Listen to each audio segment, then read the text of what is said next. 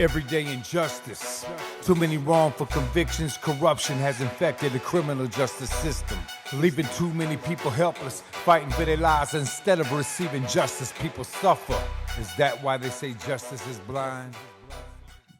Today on Everyday Injustice, we have Stephanie Canizales. She's a researcher, author, and professor at the Department of Sociology at UC Berkeley. Welcome to our show. Thank you. Thanks so much for having me.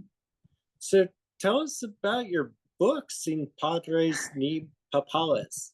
Yeah, Sin Padres ni Papeles. It's my first book. It is a study of unaccompanied migrant youth from Central America and Mexico who arrive in the US as undocumented young people.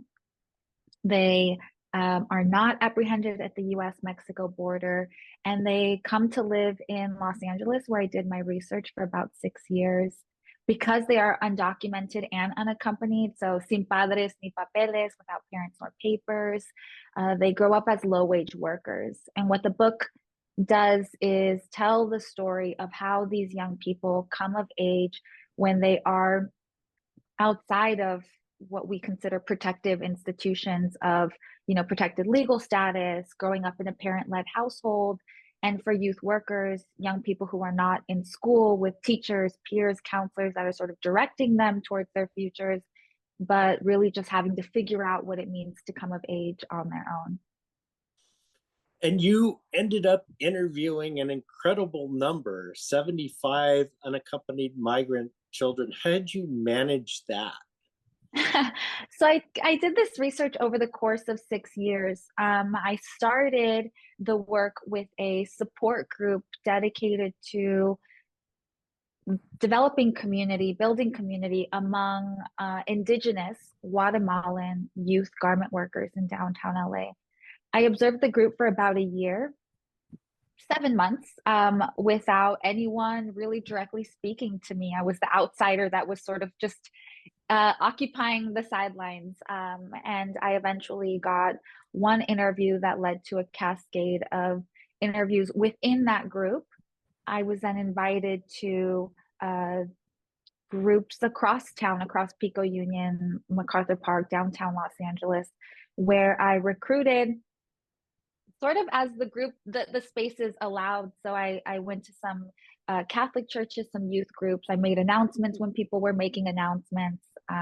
I recruited in adult English language schools where I found a lot of the youth workers went to school from 7:30 to 9 p.m. after their 12-hour shifts in a garment factory or at a restaurant. Recruited there. It took me a while to build the rapport, but as it sort of the research snowballed, I also just learned how to talk to folks just on the fly and very quickly tell them what the project was about and what an interview would look like. But yeah, it took me at least 7 months before anyone sat down and talked to me to run this project. Yeah. Yeah, I was going to ask, were people kind of open to sharing their experience, or it sounded like you had to kind of build that trust first? Yeah, I had to pair the ethnography, right? The hanging out, the sort of occupying some of these spaces alongside young people, participating in the support group or jumping in on the prayer meeting, like being in a space before anyone would agree to talk to me. And that happened across every group that I was introduced to.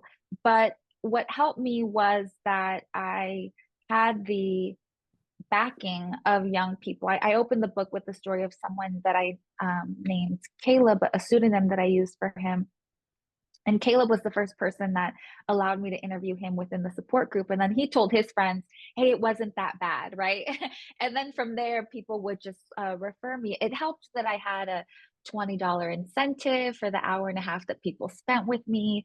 It helped also that I learned, the little flyers would be helpful with my Facebook link and my phone number. So people could reach out to me however was most comfortable for them. But it did require conducting an interview did require that I spend some time with young people before it was never the case that I sat down with someone and it was the first time I was meeting them. And it probably didn't hurt that you have kind of a common background with them. You're the daughter of Salvadoran immigrants.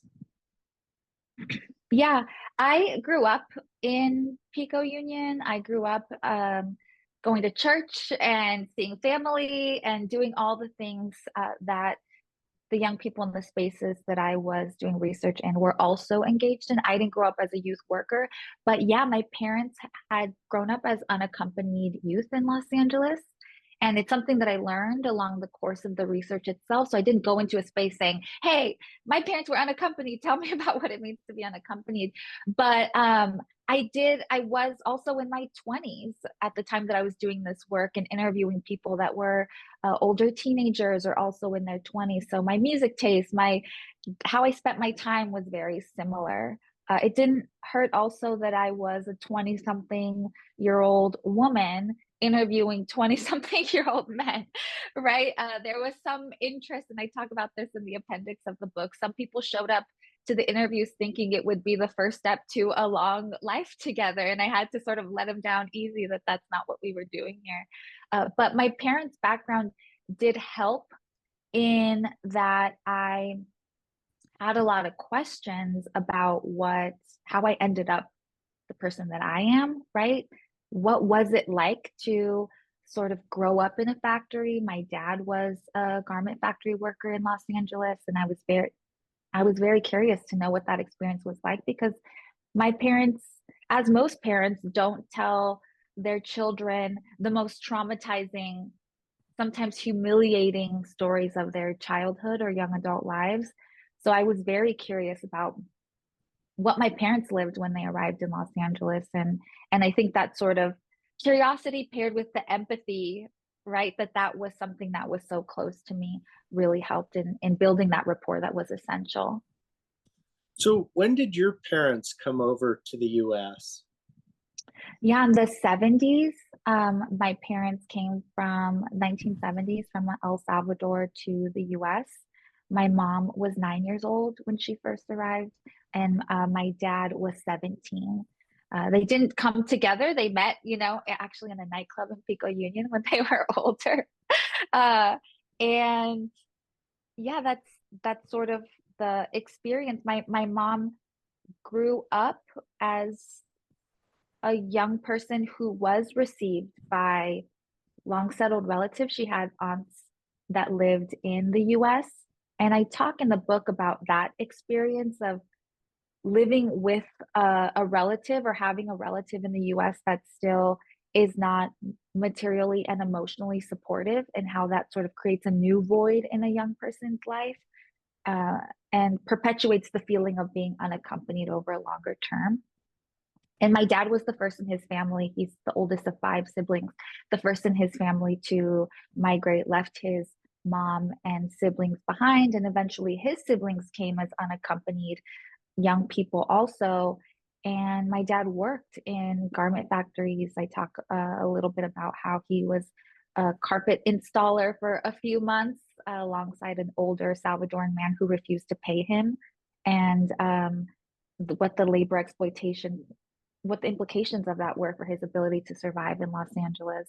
And he was a teenager at a time where other Salvadoran teenagers and other Central American teenagers were trying to find community. And we know that MS-13 and other Central American gangs that are now considered the most dangerous gangs in the world, they started in Los Angeles during that time, right? So again, parents who won't tell you the most embarrassing or things that they're not proud of. But I do know that my dad hung out around MacArthur Park a lot. He played soccer. He also got into some trouble there, right? The same way that I talk about young people doing that in the book. And this is, my dad experienced that in the 70s and 80s. And I'm talking about 2018, right? Years later, and it's sort of the cyclical experience of unaccompanied children. Yeah, it's a really fascinating history just in and of itself, how the region became destabilized during the the Cold War and racked with civil war and all sorts of things, people fled El Salvador to go to LA, and then they got expelled from LA and they go Right. back to El Salvador, and then they transport this kind of gang culture back to El Salvador, and they create a much worse problem. Yeah. My dad has told the story, there's those select stories that he will tell, and one of them is that he remembers that teenagers were wearing bell bottoms and listening to rock and roll, right? That there was intense militarization and government repression and violence that he saw the military and law enforcement inflicting on everyday people, but that the community itself was not experiencing, he doesn't remember it experiencing gang violence or community violence at the level that we see it today. So this idea, we hear it in the news and especially in election, the debates, and this idea that Central America or Latin America is inherently violent, or that the youth are inherently deviant, is not at all the case, because these groups were born out of a US context of poverty and discrimination and legal exclusion, and also the trauma of having left a civil war torn region, right? And seeing that militarization of their communities of origin. When we then crack down this war on gangs, right? The war on poverty, war on drugs, all of that targets disproportionately Black and brown communities. Young people were imprisoned and deported, and there's a pretty significant body of literature that talks about how the imprisonment or detention facilities create spaces where people become more organized, you're putting people in a sort of pressure cooker and creating a more organized system of violence, and then importing that to Central America. And in terms of your conversations, I mean, what kinds of experiences were these children conveying to you? Oh, that is a very broad question. In the everyday observations, I think I spent between 15 and 20 hours a week in community, right? I lived in Koreatown, Los Angeles. I would drive the few miles over to MacArthur Park in Pico Union, and I spent time in community gardens, at churches. I mentioned the adult English language schools, the support group that I was at weekly, religiously for hours a week. In those spaces, young people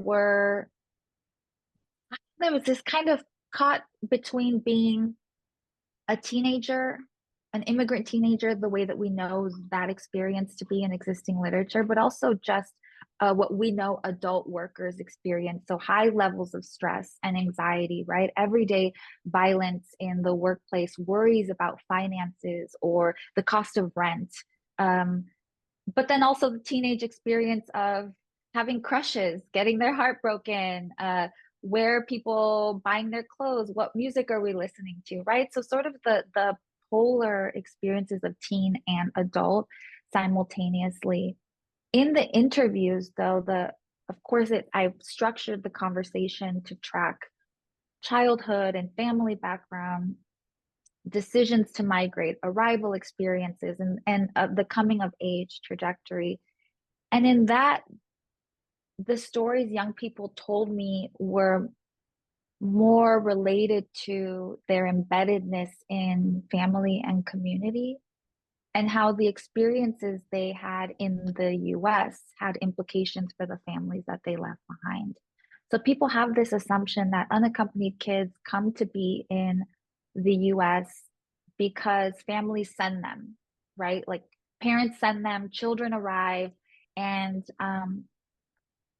that is true for a group of unaccompanied young people. But many of the people that I interviewed, they talked about having made decisions to migrate because they were already in positions of care or work or being caregivers in their families, even as 5, 6, 7-year-olds, right? They were embedded in these networks of care. So when they are teenagers or young adults in Los Angeles, they're still telling these stories of memories of suffering, right? Intentions to end the suffering of the families they left behind, and their hopes to provide care, not only for themselves, right? The sort of disillusionment that life in the US is not what they originally imagined, that the mobility prospects are not what they originally either heard or imagined, but that they hoped, despite all of that, to still be able to provide care for their families.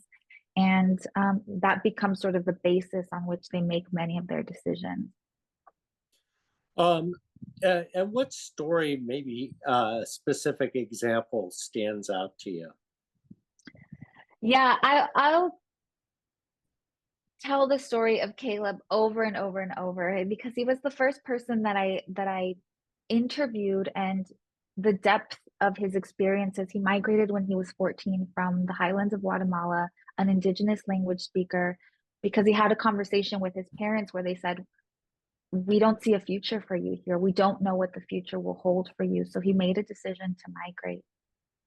He came to Los Angeles knowing that he had an estranged brother and an uncle living in LA.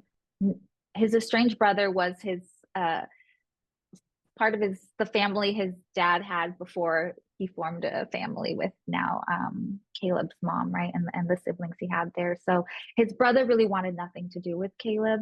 And Caleb's uncle was in the middle of a separation, so was going to live on his own and couldn't take Caleb in. And because of that, there was the not only unaccompanied migration, but long-term unaccompanied status in settlement in Los Angeles. And I talk about how that had material implications in that Caleb became a low-wage, non-Spanish speaking garment worker in Los Angeles. He couldn't rely on non-Indigenous people because he didn't speak the language, right? He was excluded materially in so many ways. But he also experienced a feeling of betrayal, right? This emotional burden. And for not just a migrant, but also a teenager, sort of the depths of that pain was really intense for him. And he talks about living in depression for years, 4 years of depression. And along the way, he developed a crush on a girl, and she didn't reciprocate the affection. So that hurt his feelings even more. So he started in the US at a really low point, materially and emotionally.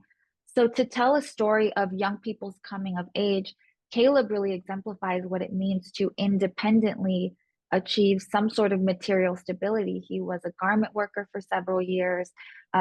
He went from sewing batches of clothes, right, to being a sample maker and really working really detailed garment work, which was a point of pride for him. He then became a restaurant worker. He eventually enrolled in adult English language school. He started learning a little bit of Japanese, he said, one of the last times I talked to him, at the sushi restaurant that he worked at. He went from spending his days alone in his apartment and wondering, should I go hang out with the guys at the front stoop? Older adult men that were maybe drinking or finding ways to cope with their own loneliness and feelings of desperation, to making friends, other teenagers in similar situations. He joined a church. He was involved in the support group that I observed and very much developed a community around him. So for him, there was a story of material stability and mobility over his coming of age experience, but also that emotional maturity that came with that, right? And he talked about supporting his left behind family. He talked about wanting to support newly arrived unaccompanied kids and other immigrants in his community. So that is the sort of positive, exemplary story. And the book also has this sort of underbelly story, right? When young people do not develop that stability materially and emotionally, what happens to them? And a story that sticks out to me is one in which a young man died by suicide because he was living, yes, with long settled siblings and family, but was very much still alone because there weren't enough resources within the family to exchange information or finances or anything to make his life easier.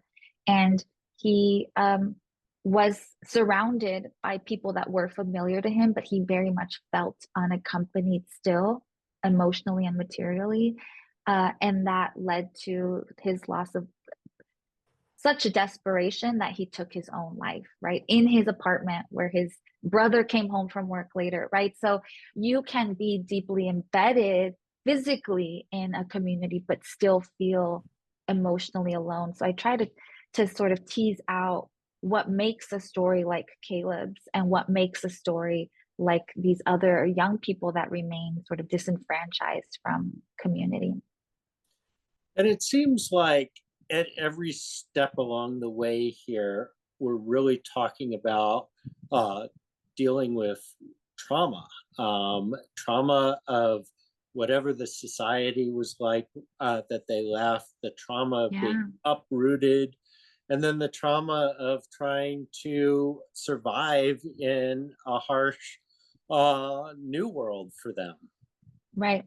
Yeah, and that reality is what led me to kind of think about the emotional side of a coming of age and in coming of age trajectory for teens, but also the emotional side of immigrant incorporation into a new society. And emotions is not something that sociologists really often think about. We're really concerned about those material markers, the school going, the occupational attainment, all of those things. So in theorizing this, thinking through this emotional component, it was really to honor that trauma story, right? And to shed light on the intensity of being both a child that has experienced all of this adversity that leaves lifelong impact, but also a newcomer in a society.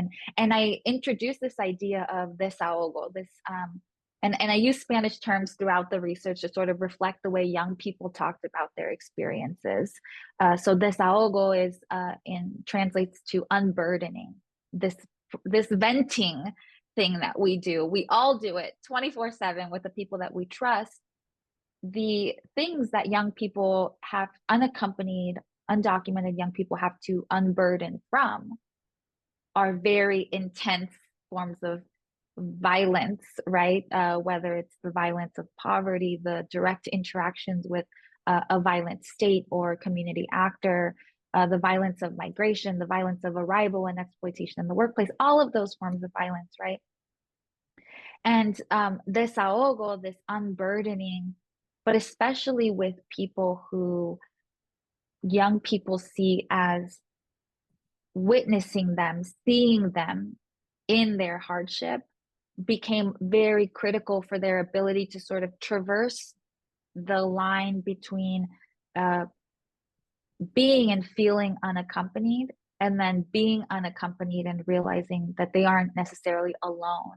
There are people around them that, even in the absence of parents, even in the absence of siblings or other people that can pour into you and sort of validate your identity as a teenager, as an immigrant, there are people in the community that know you're here. And you asked earlier about the sort of rapport building and how I sort of was able to manage these interviews. And desahogo was a big part of why the interviews, I think, were so rich. And they became sort of opportunities for young people to be witnessed and also to unburden. And as much as my interview participants were really helping me complete my dissertation and what would be my book and, you know, manage my responsibilities, they were thanking me for asking them to participate in my research. Thank you for caring about, thank you for asking me how I'm doing. No one really asks. And that, I think, was a really big indication of the potential silencing that can come with being unaccompanied. And what does that do to any person to not be able to vent, to unburden, right? But for teenagers specifically who are experiencing physical changes and cognitive change, you know, like their identities are forming, their whole world is turned upside down. And so the concept of desahogo was really important to my understanding of how young people achieve emotional stability as they come of age. Now, what surprised you most in this process? Well, I mean, the fact that this population exists surprised me. The process itself surprised me, right? That I came to the work as an organizer, as someone who was working with undocumented students, right? I was very involved in the Dreamer movement and the organizing around deferred action for childhood arrivals, which is really focused on opening up spaces of legal and social inclusion for high achieving students or people that are described as being American in everything and every feature of their lives except for their legal status, right? So when I came to the support group in 2012 and I was surrounded by a dozen unaccompanied, undocumented garment workers, I was just like, what are you talking about? We're in Los Angeles, right? Like this doesn't happen here. So it surprised me then, maybe in a way it wouldn't surprise me now because of what we're seeing in the media and a lot of the investigative reporting on issues of child labor. But I think as I did the work, and the book ends on a conversation around how young people define success. And if we were to stay attuned to how policymakers or even social scientists think about successful coming of age and incorporation, they are those tangible markers, the same ones we use to design policies around who deserves inclusion, educational attainment, occupational mobility, language acquisition, all of those things. For the unaccompanied, undocumented youth that I interviewed and that I spent time with, if we think about Caleb's story, the starting point of their incorporation or coming of age in the US is so far behind what is normative childhood, right? These are low wage workers independently navigating everyday life. The intense trauma you mentioned earlier that they are coping with day to day. The way that they measure success is not then those normative markers, right? It isn't a college degree. It isn't even legal status for a lot of young people, initially at least, right? They talk about success as the ability to manage their emotions, the ability to meet their financial needs, to keep promises to the families they left behind, to remit for everyday expenses, or for families to build a home because they didn't previously have one. Those sort of collective success stories that were very critical to young people's understanding of whether or not their migration was worth it. And go ahead. Oh, well, I was going to ask you because what's really interesting is that you're doing this in 2018. And so you're kind of right in the middle of the Trump administration and all the changes. And, I pay close attention to a lot of this stuff. And it seems like we weren't even talking about the issue of unaccompanied minors until somewhere around 2018, give or take. So how's the policies interplay with your work? Yeah. So, yeah, the crisis of unaccompanied child migration to the US really came to the forefront of public conversation in the immigration debate in 2014. That was the year that we saw Central Americans outpacing Mexican child apprehensions at the US-Mexico border for the first time. That was the first we reached about 70,000 unaccompanied child apprehensions, which was a doubling from the year prior in 2014. Trump, during his campaign, and we're seeing it now with all of those mass deportation now signs, right, at all the rallies, there is a part of the rise of Trump that is very much attached to the demonization of Latinos and the criminalization of villainization of undocumented people And in 2018, especially, you're talking about child separations at the border. The conversation about caravans was coming up a lot, right? The MS-13 coming to destroy your communities. Like that was the narrative around Central America, Central Americans in the US, and unaccompanied children. The young people that I was interviewing, they came to the US between 2003 and 2013. So the year before the onset of the crisis, that whole decade before, they didn't use the language of unaccompanied children. They didn't use they weren't really affected by those things up until I think 2014 and on, when suddenly they were seeing young people similar to themselves and their experience and gaining the language of what an unaccompanied child is, understanding how the US was receiving that population. But because they were, my study participants were workers, and because they had promises to keep and they had bills to pay and responsibilities to attend to, were largely trying to stay in the shadows, right? Like you don't come forward as someone who came to the US as an unaccompanied minor and now is a young adult youth worker because you are unauthorized in a lot of those spaces, right? Like it is illegal to employ child labor. It is illegal to hire unauthorized workers. So to out themselves at that point would be a disservice to themselves. So in large part, I didn't see that the administration, whether Obama to Trump to Biden, like it doesn't really matter to people who are so in the shadows that they are not trying to identify with any one movement or policy or another. What becomes harmful, again, thinking about the emotional and mental health implications of occupying the status of being unaccompanied and undocumented, is when my study participants noticed that there were students who were being granted deferred action, right? Protection from deportation or a work permit. And realizing, oh, there are qualifications, there are categorizations of young people that are given rights in the US. And I would have had all of those things, right? Like I would have been a student, I would have documentation of my date of arrival if my parents were here, right? If my parents had been here to protect me or to work on my behalf, I wouldn't be excluded from a potential future that included at least temporary legal protection.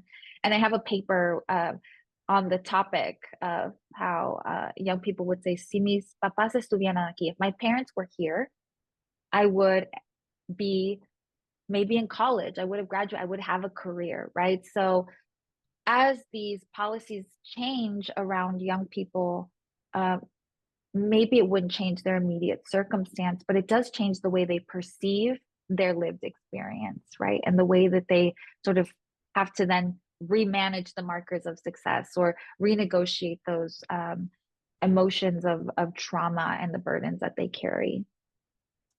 One thing I recall from a few years ago is just the level of fear that I don't think I've seen before or since. I'll give you an example. My kids were going to elementary school at the time, and it was a school where probably half the kids were Latino and the children of farm workers. And there was one day where there was a police officer on the campus, and they were giving out donuts and stuff like that. Like they had good intentions, but Yeah. people saw the police officer and they would not bring their kids to school, and it became a big problem that the school then had to deal with because everybody was freaked out about it. And that kind of thing definitely seemed time specific, because I don't think that would happen right now, for example. Right, the campuses had to become like sanctuary campuses, right? And we needed to define very clearly what were considered safe spaces. But I do, yeah, think agree with you that there was a heightened, like a hypervigilance, right? Because you just didn't know where the violence was going to come from. And this it's reinvigorated in, again, those mass deportation now, right? This idea that at any point there can be a move to just remove all of these people from the US context. And it isn't just the adult parent that is affected, it's the whole family network, right? Especially when you're thinking about these sort of networks of care that young people are embedded in. And there's a significant body of work that is showing that children are active and aware of their parents' legal status and the threat that that poses to the family's future, but also their individual futures. So, yeah, I think, now I'm really thinking about the trauma effect, but I think even as that sort of immediate acute threat declines, it's still written on, like encoded on us to experience that level of fear, right? Yeah, for sure. So it looks like your book is due out in a week. Next Tuesday, August 6th. Yeah. So by the time this episode airs, it will be out and people can purchase it. Any other thoughts as we wrap up here? I'm really grateful for this opportunity to chat with you. I think there's, this is the first book, sociology book at least, that really tries to cover this topic of unaccompanied, undocumented youth coming of age. There's so much in there about, how children learn to ride the bus, or, where to get there, just like the everyday things. So as much as it is a really high level story of coming of age and incorporation for this population, I hope it is also intimate experience for readers about how some of the most vulnerable children in our society make a life in the US. And to that end, I really hope people become engaged in a conversation about unaccompanied children and what we can do at the community level to support this population. But yeah, thank you so much for having me. Yeah, so because my Spanish is not good and my family makes fun of it, can you tell people the name of your book? Yeah, the book is called Sin Padres ni Papeles, Unaccompanied Migrant Youth Coming of Age in the United States. Great. And that's Stephanie Canizales. Thank you for coming on our show and sharing your fascinating book. I look forward to reading it next week when it comes out. This has been Everyday Injustice. I'm your host, David Greenwald. Join us again next week for more tales from the injustice system. Thank you to George Powell and Norman Mousequake Barrett for the use of our opening, Everyday Injustice. You can see more of George's music at www.justiceforgeorgepowell.com.